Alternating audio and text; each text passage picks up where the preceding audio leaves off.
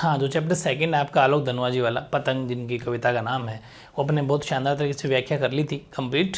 अब अपन इसके question answer भी कर लेते हैं, ठीक है। बहुत इंपॉर्टेंट क्वेश्चन आंसर है, एक दो क्वेश्चन ऐसे हैं जो आपको मुश्किल समझ में आएंगे, लेकिन बहुत ईजी मैंने बना दिया उसको, ठीक है। बड़े ध्यान से समझना है। काव्यखंड जो सैम वही आलोक धनवाजी राइटर हैं। और अपन बात करते हैं क्वेश्चन आंसर की। तो फर्स्ट क्वेश्चन आपके पहले बुक वाले लेंगे, कुछ इंपॉर्टेंट भी साथ में ले रहा हूँ बुक वालों के साथ में, ठीक है। और बुक के जो पीछे तरीके एनसीईआरटी वो तो है ही। जैसे कि सबसे तेज बौछारें गई भादो गया के बाद प्रकृति में जो परिवर्तन कवि ने दिखाया है उसका वर्णन अपने शब्दों में कीजिए। वैसे तो देखो इस अपने जो व्याख्या पढ़ी थी सारे आंसर आपको याद हो गए होंगे। वही चीज़ है कि जैसे ही सबसे तेज बौछारें गई, मतलब बारिश जो होनी थी, वर्षा ऋतु चली गई, भादवा गया, भादो गया मतलब भादवे का महीना, वो भी चला गया, भाद्रपद से बोलते हैं। तो अब सीधी सी बात, इसके बाद में क्या आएगा, बस उनको अपने शब्दों में बताना है। वही है कि भादो मास में बारिश की तेज बौछारें पड़ती हैं, ठीक है। और भादो के जैसे ही बीतता है, मतलब जैसे ही भादो कंप्लीट होता है, उसके बाद में वर्षा ऋतु आती है, बरसात का मौसम आता है, ठीक है, वो भी समाप्त हो जाता है। तब आकाश अब जब बारिश की ऋतु फिनिश होने के बाद में आकाश एकदम साफ होता है, मतलब सर्दी आ जाती है, विंटर। तो तब आकाश एकदम निर्मल और स्वच्छ बन जाता है, ठीक है। शरद ऋतु प्रारंभ हो जाती है, ठीक है, बिल्कुल जैसे अभी का टाइम जो चल रहा है वो वाला टाइम हो जाता है। और तब सवेरा खरगोश की लाल भूरी आंखों के समान खिलखिला तथा चमकीला लगता है, ठीक है। किसकी बात कर रहे हैं, सवेरा। हम एकदम लाल भूरी आंखों के समान खिलखिला लगता है, क्योंकि जैसे ठंड आएगी ना, देखना अपन को धूप में बैठना पसंद होगा, अपन चाहेंगे थोड़ी धूप ले लेते हैं, क्योंकि वो अपन को सुहाएगी, अच्छी लगेगी, ठीक है। और धरती पर धूल और रास्तों की जो कीचड़ है वो सब सूख जाएगा, बिल्कुल ड्राई मौसम रहता है, एकदम साफ स्वच्छ रहेगा, कीचड़ नहीं रहता, आसपास का सारा वातावरण चमकने लगता है, ठीक है। हवा भी शीतल है तो ठंडी और खुशबूदार हमें अच्छी लगती है। और जो फूल पौधों पर तिलतलियाँ मंडराने लगती हैं। और पतंगबाजी, आपको पता है जनवरी का महीना आ जाता है, फिर एक दो महीने में दिसंबर 10 जनवरी के अंदर पतंगों का टाइम आ जाता है। तो ये सब पूरी बातें आपको सारी याद है, व्याख्या के अंदर अपने शब्दों में इसको लिखना था, ठीक है, बहुत ईजी है। बात करते हैं सेकंड कि सोचकर बताएं कि पतंग के लिए सबसे हल्की और रंगीन चीज़, सबसे पतला कागज, सबसे पतली कमानी जैसे विशेषणों का प्रयोग क्यों किया गया। कमानी मतलब समझते हो ना, जो लकड़ी की बनी होती है, बांस की छोटी सी वो तीली से जिससे पतंग को ऐसे बांधा जाता है, वो वाली, ठीक है। तो ये चीज़ वही है, ऐसे पतंग होती है। तो ये क्या कह रहे हैं कि ऐसे वर्डों का क्यों यूज़ किया गया है, ठीक है। इन विशेषणों का, विशेषण का मतलब क्या होता है, जो किसी की विशेषता बताए, वो वहाँ पर विशेषणों का प्रयोग किया जाता है। वही आपसे पूछ रहा है कि कवि ने पतंग की ऐसी विशेषता बतलाने के लिए सबसे हल्की, सबसे रंगीन और सबसे पतली का प्रयोग किया है, मतलब ऐसी विशेषता बताने के लिए। आंसर लिख दिया मैंने कि इन शब्दों का, इन विशेषणों का प्रयोग क्यों किया, क्योंकि उनकी विशेषता बतानी थी, विशेषता बताने के लिए इनका प्रयोग किया गया है, ठीक है। इन विशेषणों के द्वारा कवि ने पतंग के प्रति कौतूहल, जिज्ञासा और आकर्षण का भाव व्यक्त किया है। बिल्कुल सही है। कौतूहल मतलब कहते हैं ना, बहुत मतलब ऐसे उतावले रहते हैं अपन के, यार बहुत, मतलब वो चीज़। जिज्ञासा तो सबके मन में रहती है पतंग उड़ाने की, और सबका एक अट्रैक्शन, आकर्षण का भाव व्यक्त किया है, तथा बताना चाहे कि पतंग अपनी इन्हीं विशेषताओं के कारण ही आकाश में दूर तक उड़ पाती है। ये सब गुण उसमें होते हैं। कैसे, एक तो वो सबसे हल्की होती है, रंगीन कागज होता है उसका शानदार, अलग डिफरेंट कलर की आपने पतंगें देखी होगी, पतला सा कागज होता है, और सबसे पतली कमानी उसको बिल्कुल बांध के उसको रखा जाए, तभी उड़ पाती है। ये सब विशेषताएं हैं कि पतंग दूर तक जाती है। बहुत इजी है, ठीक है। और ये है सबसे इंपॉर्टेंट क्वेश्चन, जो थोड़ा डिफरेंट भी आपको लगेगा, वेरी इंपॉर्टेंट है, ध्यान से आपको समझना। हालांकि फिर बता दूं कि इसमें पूछा है कि बिंब स्पष्ट करें। पहली बात तो ये कि बिंब जो टॉपिक है ये हिंदी साहित्य का टॉपिक है, बहुत ज़बरदस्त टॉपिक है, काफ़ी बड़ा टॉपिक है। इसके बारे में डिटेल चर्चा नहीं कर सकते अपन अभी, लेकिन मैं आपको ऐसी चीज़ बता दूंगा कि ये क्वेश्चन आपके ऐसे आ जाएगा तो अटकेगा नहीं, ठीक है। एक्चुअली बिंब का मतलब क्या है, जैसे मैं आपको कुछ एक बात बताऊं, कोई भी एक छोटी सी स्टोरी भी सुनाऊं, तो उसका चित्र दिमाग में बन जाता है कि जैसा अच्छा ऐसा हुआ होगा, ऐसा ऐसा, मतलब इमेज जो माइंड में बनती है, उसके बारे में जो फिल्म बन जाती है, वो फिल्म बनना ही बिंब है, समझ गए। मतलब जैसे मैं कहूँ कि आप जैसे कि सो रहे हो, ठीक है, अचानक से आप सो रहे हो, अकेले सो रहे हो कहीं पर, और एक चोर आ जाता है, मतलब कोई डाकू गुंडा आ जाता है, आपके ऊपर पिस्टल रख के बोलता है कि फटाफट जितना भी तेरे पास सामान मुझे दे दे फटाफट। तो अब आप सोचोगे, अभी जैसे मैं आपको ऐसी बातें बता रहा हूँ, और फिर आप कह रहे हो कि नहीं नहीं यार मेरे पास नहीं, बोले फटाफट दे वरना मतलब शूट कर दूंगा। तो फिर आप कह रहे हो कि ठीक है वहाँ रखा है, वहाँ रखा है। अब आप इसमें आपके, अगर मैं जैसे आपको कह रहा हूँ, अभी आपके दिमाग में एक फिल्म बन रही होगी क्या, कि अच्छा ऐसा होगा, एक डाकू आया होगा, फिर वो उसने अपने कनपट्टी के ऊपर बंदूक रखी होगी, उस काले कलर की थी, इस कलर की थी, मतलब ऐसे इमेज बन रही है। फिर मैंने कहा नहीं वहाँ रखा, मतलब ये जो फिल्म बन रही है ये बिंब कहलाता है, ठीक है। यही बिंब होता है, एक फिल्म बनना, किसी चीज़ को देख के चित्र बनना, माइंड में कुछ विचार आना, बिंब कहलाता है। और ये कुछ बातें लिखी है जो अपनी इस पतंग की कविता से ही है, और इनके बाहर कुछ जाना नहीं क्योंकि सब कुछ इसमें आ गया। इतना ही आएगा आपके, अगर एग्जाम में क्वेश्चन आएगा तो भी। ये क्वेश्चन कह रहा है कि सबसे तेज बौछारें की भादों गया, सवेरा हुआ खरगोश की आंखों जैसा लाल सवेरा, शरद आया पुलों को पार करते हुए, अपनी नई चमकीली साइकिल तेज चलाते हुए, घंटी बजाते हुए जोर जोर से, चमकीली इशारों से बुलाते हुए, और आकाश को इतना मुलायम बनाते हुए कि पतंग, मतलब सब अलग अलग लाइन है, ऐसा मान के चलना है आपको, ठीक है। और सब में आपको बिंब बताना है। जैसे अपन बात करते हैं पहले तेज बौछारें, इसमें पूछा आपसे तेज बौछारों में कौन सा बिंब है। तो देखो एक्चुअल में फिर बता दो बिंब क्या है। एक जो हम आंखों से देखते हैं तो वो होगा दृश्य, ठीक है। दृश्य एक नॉर्मली अपन देखना दृश्य बिंब हो जाएगा, लेकिन स्पेशली आंखों के बारे में कहना तो अपन कुछ चाक्षुष दृश्य भी कह सकते हैं। और दृश्य बेसिकली दो तरह के होंगे, फिर समझ लो कि दृश्य यानी कि दृश्य दो तरह के, एक तो स्थिर एक गतिशील। फिर सुन लो, दृश्य बिंब वो होगा दो तरह के आपके काम आएगा, एक स्थिर एक गतिशील। स्थिर का मतलब जिसमें कोई चेंज ना हो, जिसमें कोई परिवर्तन ना हो। गतिशील जिस लाइन से अपन को ये पता चल रहा है कि उसमें वो बिंब तो हैं, दृश्य बिंब तो हैं, लेकिन वो गतिशीलता है उसके अंदर, मतलब वो चल रहा है, चेंज हो रहा है, बार बार परिवर्तन हो रहा है, तो अपन कहते हैं गतिशील है। ये चीज़ मैन है। एक कोई चीज़ को आप टच कर रहे हो, जैसे कि वो सॉफ्ट है या हार्ड है, मतलब कोमल है या मुलायम है, कोमल है, या फिर वो थोड़ा कठोर है, तो आप कैसे कह दोगे कि वो कोमल है कठोर है? मतलब जब उसको टच करोगे, मतलब जब स्पर्श करेंगे तो वो कहलाता है स्पर्श बिंब। समझ में आ गई ये चीज़ है, और ये चीज़ें ही आपकी इसमें आनी है, ठीक है। जैसे कि ये रहा सबसे तेज बौछारें की बात करें। तेज बौछारें का मतलब है इसमें बिंब तो हैं लेकिन गतिशील दृश्य बिंब है। तेज बौछारें, ऐसा मान लीजिए कि तेज बौछारें हो रही है तो आप इसको देख रहे हो तभी तो कह रहे हो तेज बौछारें, दृश्य बिंब है, लेकिन वो गतिशील है। बौछार हो रही है मतलब पानी गिर रहा है, चेंज हो रहा है, तो वो गतिशील दृश्य बिंब हो गया। मैं ये कहना चाह रहा हूँ कि वो गतिशील है, लेकिन मैं आप नीचे आऊँ वापस, जैसे कि सवेरा हुआ, इसको अपन ने कह दिया कि दृश्य बिंब तो है, ये द्रि है ना, ऐसा लिखा हुआ है द्रि, देख के नीचे रही, दृश्य बिंब तो है लेकिन ये स्थिर बता दिया मैंने और वो गतिशील बताया। तो ये स्थिर क्यों है? इसने इतना सा कहा है सवेरा हुआ, ऐसा नहीं कहा कि सवेरा हुआ फिर उसके बाद में दोपहर हुआ, फिर उसके बाद में शाम हुआ, फिर रात हुई, ऐसा कुछ भी नहीं है, परिवर्तन नहीं झलक रहा है इसके अंदर, सिर्फ इतना सा एक सवेरा हुआ। और ये दृश्य बिंब तो है ही है, लेकिन वो कौन सा है? वो स्थिर दृश्य बिंब है, फिक्स है। लेकिन ये जैसे कि खरगोश की आंखों जैसा लाल, ये वापस अब यहाँ पर क्या कह रहा है कि खरगोश की आंखों जैसा लाल, क्या कुछ आगे नहीं बढ़ रहा है कि ऐसा कुछ हुआ था, लाल था, उसके बाद वो भूरा हो गया, मतलब परिवर्तन नहीं हो रहा है। ये भी स्त्री है, तो ये भी स्थिर दृश्य बिंब बोल दो आप, नहीं स्थिर दृश्य बिंब बोल सकते हो, या फिर स्थिर चाक्षुष बिंब भी बोल सकते हो। चाक्षु का मतलब आंखें होती है, नेत्र, बात एक ही है। चाक्षुष जब आंखों की ज़्यादा आइज़ की बात की जाए कि आंखों से कंपैरिजन किया जाए तो अपन चाक्षुष भी कह देते अच्छा रहता है। बाकी स्थिर दृश्य बिंब भी आपका बिल्कुल सही है, गलत नहीं है, ठीक है। तो ये स्थिर दृश्य बिंब हो गया, ये स्थिर दृश्य बिंब हो गया, वो गतिशील हो गया। तीनों में फर्क समझ में आ गया, क्योंकि उसके अंदर थोड़ा चेंजेस नजर आ रहा है, इन दो में कोई चेंज नहीं नजर आ रहा।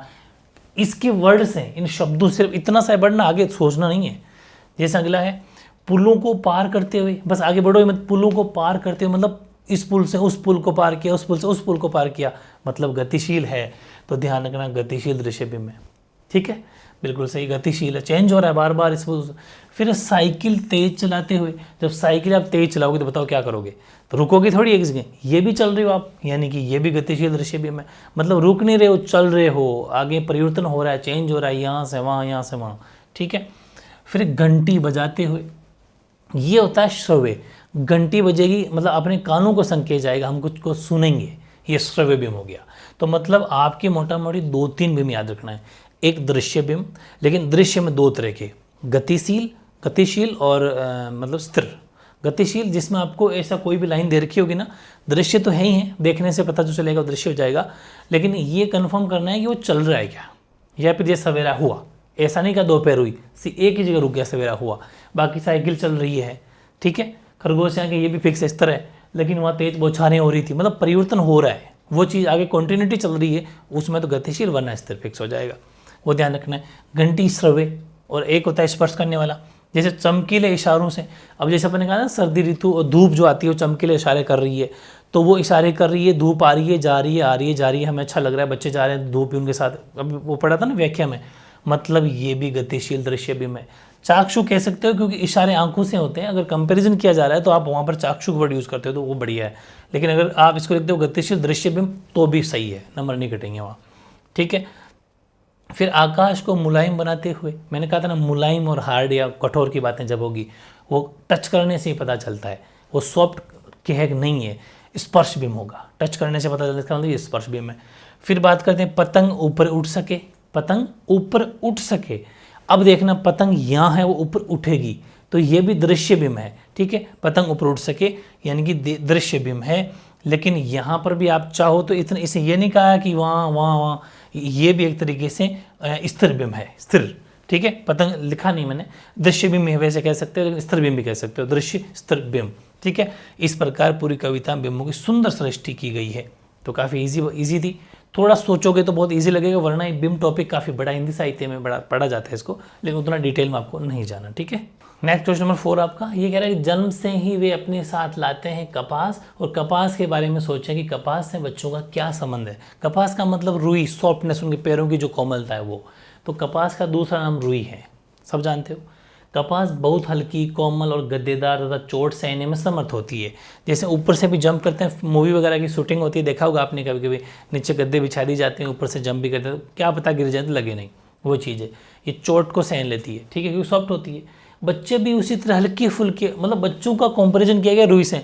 जैसे रुई को आप कितना ही ऊपर से नीचे गिरा दो उसके कोई असर नहीं पड़ेगा, उसके ऊपर आप जंप कर जाओ उसके कोई असर नहीं पड़ेगा।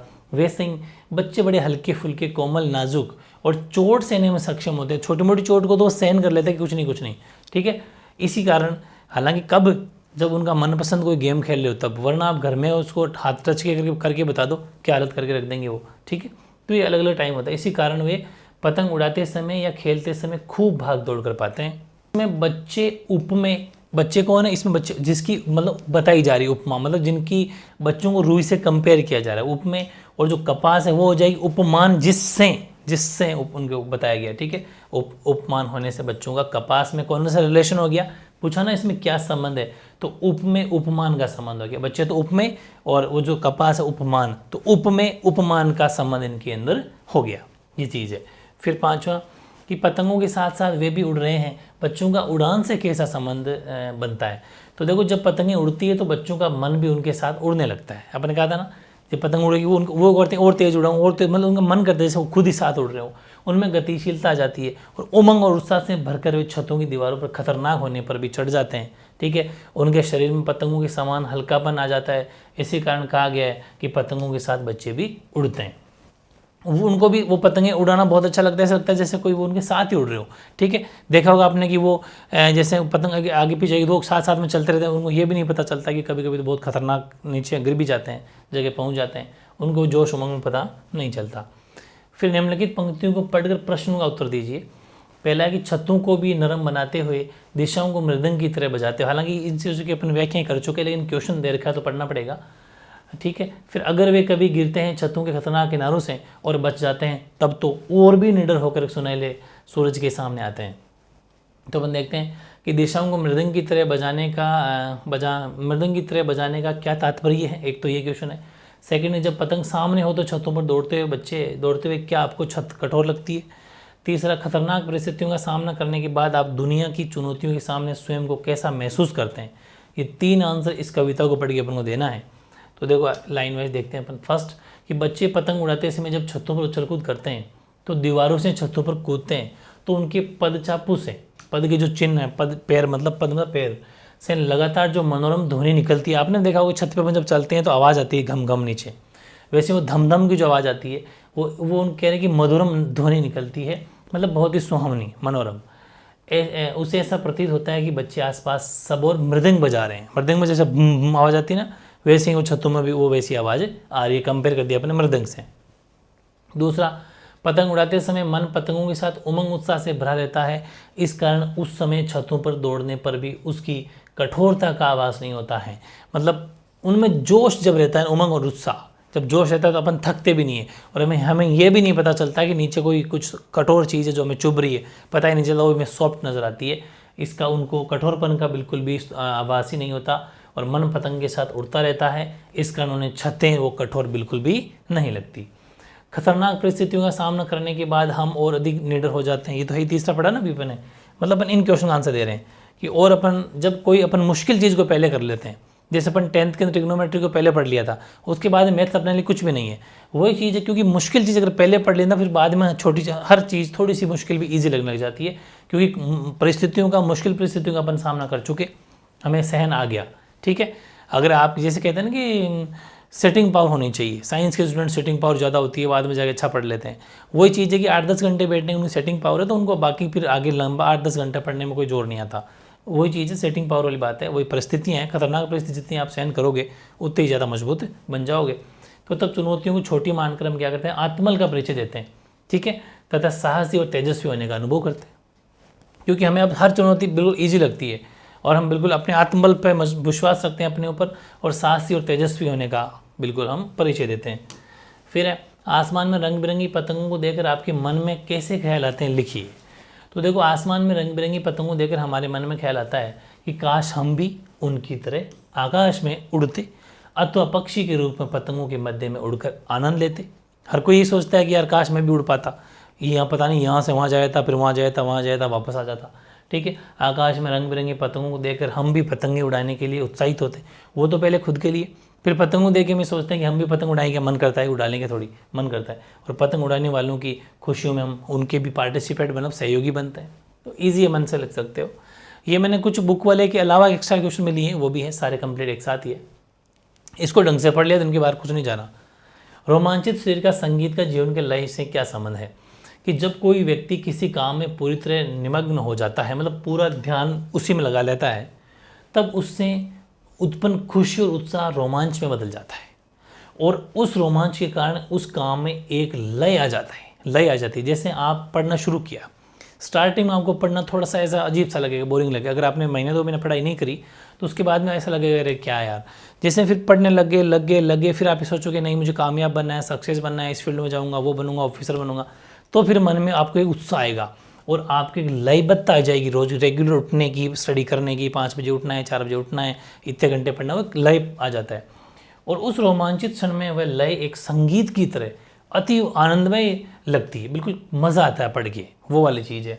अतएव शरीर का संगीत रोमांच के संबंध रखता है। यही चीज़ कहते हैं ना कि जब पढ़ते हो आपको मज़ा आने लग जाएगा, इसका मतलब समझ लो आपका फ्यूचर पक्का बन रहा है, ये तय है। और अगर आप बोर हो रहे हो तो मामला गोल है।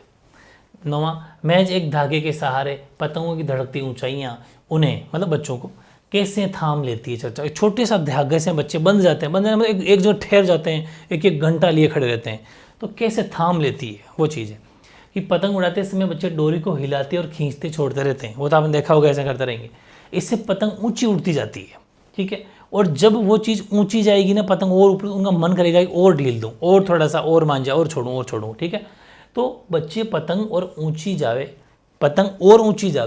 इस प्रयास में रहते हैं कि और हाइट पे जाए, मेरी और हाइट पे जाए। और इस क्रम में बच्चे छतों के किनारे तक आ जाते हैं। कभी कभी ऐसे देखते ही नहीं है कि आगे बढ़ रहे हैं और पता नहीं चलता कि छज्जा आ गया, नीचे गिर गए। ठीक है, तब पतंगों के उठने बैठने का क्रम बच्चों को अनजान खतरों से दूसरी तरफ खींच कर ले जाती है। इसी कारण वे अपने हाथ में डोरी को थामे रखकर अति उत्साहित रहते हैं। बहुत इंटरेस्टिंग है, बहुत ईजी है। आपके जीवन में शरद ऋतु क्या मायने रखती है, ये चीज़ है। हालांकि वो ज़्यादा इंपॉर्टेंट नहीं, मन से लिख सकते थे, लेकिन मैंने जानबूझ के लिख दिया कि शरद ऋतु आपकी लाइफ में क्या मतलब महत्व रखती है। तो मतलब आपको बताना करना कि ऐसे क्वेश्चन जब भी आए तो उस ऋतु के बारे में बताना है, शरद ऋतु होती कैसी है, उसी की कुछ खूबियाँ गिना दो, आप अच्छी बातें गिना दो कि हमारे जीवन में शरद ऋतु का बहुत महत्व है कि वह वर्षा ऋतु बाढ़, कीचड़, उमस आदि से बिल्कुल मुक्ति दिला देती है। मतलब इन सबसे छुटकारा मिल जाता है, क्योंकि शरद ऋतु में ना तो बारिश होती है, ना कोई बाढ़, कीचड़, गंदगी कुछ नहीं होती, एकदम साफ स्वच्छ मौसम होता है। इसके आगमन से जीवन में उत्साह का संचार होता है। इस मौसम में खाने पीने की वस्तुओं की कई किस्में मिलती है। बिल्कुल सर्दी की ऋतु में अपन हर चीज़ खा लेते हैं और बहुत मन भी करता है खाने का। ठीक है, और हर चीज़ मतलब अच्छी लगती है, क्योंकि बॉडी को भी हीट चाहिए, तो गर्मी वाली कोई प्रॉब्लम भी नहीं होता, कुछ भी खाओ, जिससे स्वास्थ्य पर अच्छा प्रभाव पड़ता है। ठीक है, और हमारे देश में इस ऋतु में दशहरा, दीपावली, ये सारे इसी सीजन में आते हैं, आदि त्यौहार भी आते हैं, जिनसे जीवन में थोड़ी खुशी और उल्लास रहता है। ठीक है, फिर ये काफ़ी इंपॉर्टेंट क्वेश्चन जो बहुत बार पूछा जाता है कि पतंग शीर्षक कविता का प्रतिपाद्य क्या मूल भाव स्पष्ट कीजिए। इसका मेन जो अर्थ है वो क्या है। तो देखो, शरद ऋतु में धरती में आकाश स्वच्छ हो जाते हैं और ऐसे में पतंग उड़ाते बच्चों का उल्लास या उत्साह देखने लायक हो जाता है। इस तरह प्रस्तुत कविता का प्रतिपाद्य ऋतु सौंदर्य के साथ बालमन के उल्लास व उत्साह का चित्रण करना रहा है।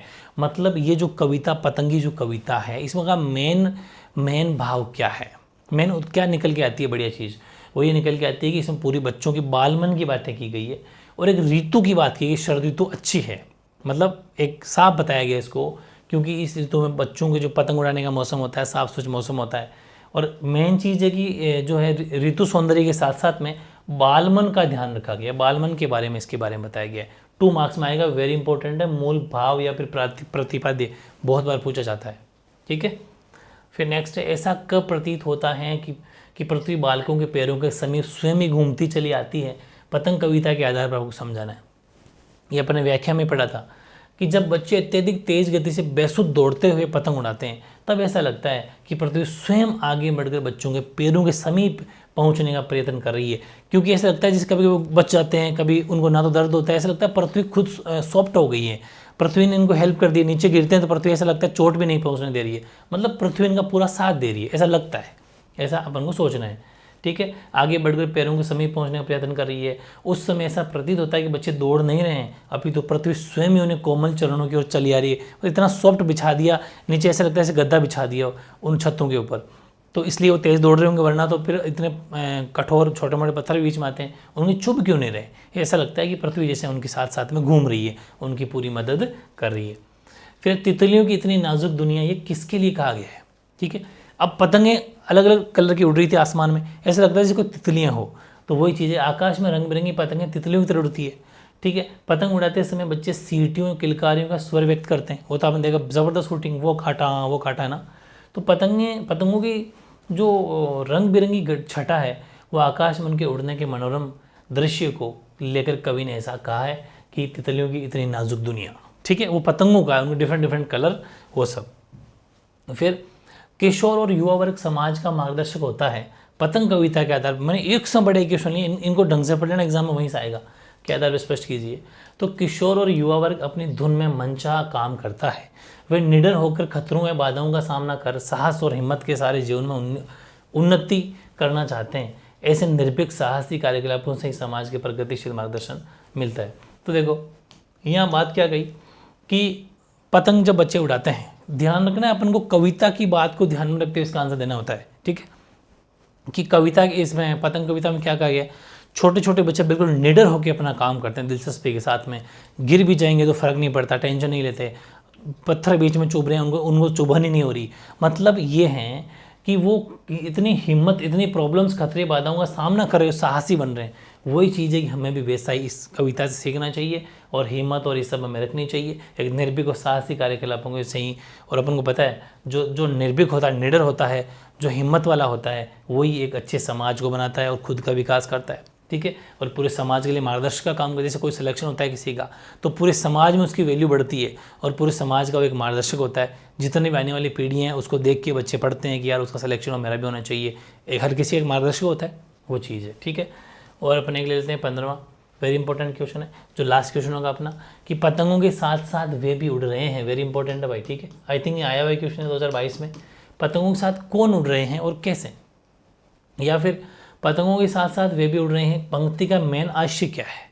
तो बच्चों का मन पतंगों को उड़ाते समय ऐसा तल्लीन रहता है, मतलब ऐसे वो घुल मिल जाते हैं कि वे अपना सारा ध्यान आकाश की ओर ही रखते हैं और उसी ओर देखते हुए दौड़ते भागते रहते हैं। तब ऐसा लगता है कि आकाश में पतंगों के साथ साथ बच्चे भी उड़ रहे हैं। ऐसा लगता है क्योंकि आप उनसे बात करो, उनका ध्यान नहीं है, उनका ध्यान प्रॉपर वहीं है। ऐसा लगता है जैसे पतंगें तो उड़ रही है, बच्चे भी साथ में उड़ रहे हैं, मतलब इतने उसमें घुल मिल गए, इसमें तल्लीन हो गए हैं, इतना उसमें घुल मिल गए हैं कि ऐसा लगता है कि पतंगों के साथ बच्चे भी उड़ रहे हैं। टॉप लेवल के 15 क्वेश्चन ढंग से अगर पढ़ लिए, एग्जाम में इनसे बाहर नहीं जाना, अच्छे से तन मन से बस पढ़ना है आपको, ठीक है। बाकी व्याख्याएं अपन कर चुके, व्याख्या के साथ में हर चैप्टर क्वेश्चन आंसर करेंगे तो पता ही नहीं चलेगा, एक दिन इतना शानदार अपनी तैयारी हो जाएगी और प्रॉपर बोर्ड की एग्जाम में 95+ का जो टारगेट लेके चल रहे हैं वो आपका पक्का होने वाला है, ठीक है। ओके।